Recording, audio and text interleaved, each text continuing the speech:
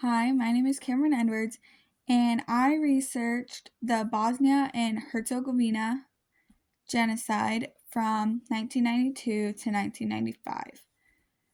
So this whole conflict war started after World War II when many Balkan states decided to join together to form the Federal People's Republic of Yugoslavia.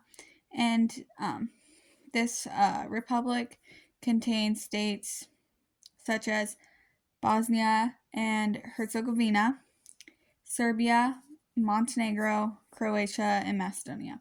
So for many years, they all got along well until 1980 when a man named Josip Broz Tito, who was the president of Yugoslavia, died. And this is when tensions started to rise. Many of the different states that were part of the republic wanted to spread their nationality, and this created many problems. And so, as tensions continued to rise and nationality continued to spread, the Union was at risk of falling apart. And finally, in 1991, a couple states, um, Slovenia, Croatia, and Macedonia, decided to declare their independence. And not long after, on March 3rd, 1992, Bosnia also declared its independence.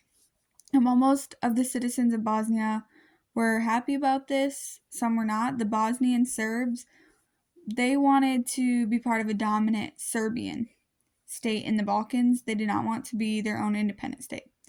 So in early May, the Bosnian Serbs joined Serbia, and they decided to attack the Bosnian capital of Sarajevo.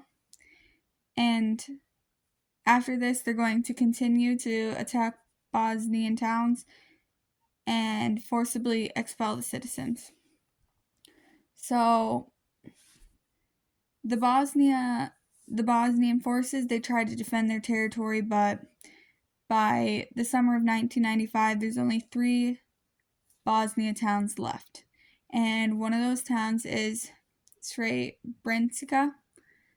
And on July 11th, Bosnian Serb forces advanced on Srebrenica, killing about 7 to 8,000 people, and this was mostly men and boys.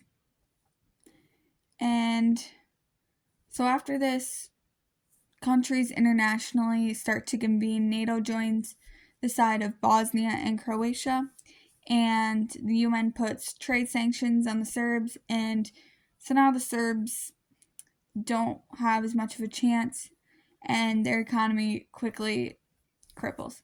And after 3 years of fighting, the Serbians finally agree to negotiate. So basically, the entirety of this war was fought between 2 main groups, the Bosnian Serbs and the Bosniaks, who were Muslims from Bosnia. And the Bosnian Serbs, they were the dominant group. However, it's kind of interesting because they were the minority in that country, but they held all the power. And likewise, the subordinate group was the Bosniaks, and they were the majority, but they did not hold the power. So, the main factors of social stratification between the two groups was religion. The Bosniaks were Muslim, and the Bosnian Serbs were Orthodox Christian.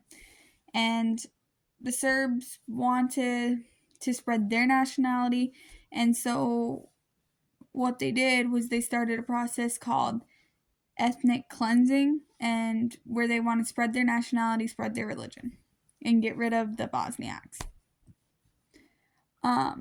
So the intergroup interactions between these two groups quickly changed from being friendly in the same country to deadly. The Serbs murder, sexually assault, torture, the list goes on.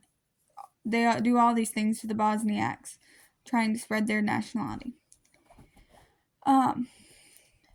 So the Serbs and Bosnia Serbs, their violating many basic human rights. A couple include equal dignity rights, the right to life, liberty, security, freedom from torture, discrimination, detainment, the right to nationality and standard of living, the freedom of religion. All of these things, the Bosnian Serbs, they're violating, and it's pretty bad. So now the economic status is actually, surprisingly to me, very well. Only 0.1% of Bosnia and Herzegovina is in severe poverty, and that's not very much.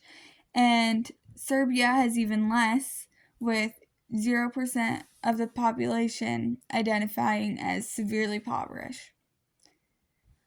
So since this war, there has been many social movements to spread the news globally.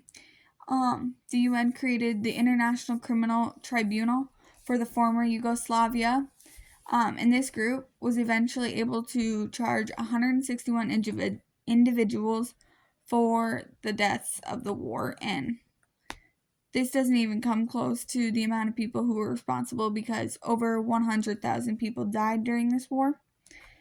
And then, since it was the largest massacre in Europe since the Holocaust, July 11th became known as the International Day of Reflection and Commemoration of the 1995 genocide in Srebrenica.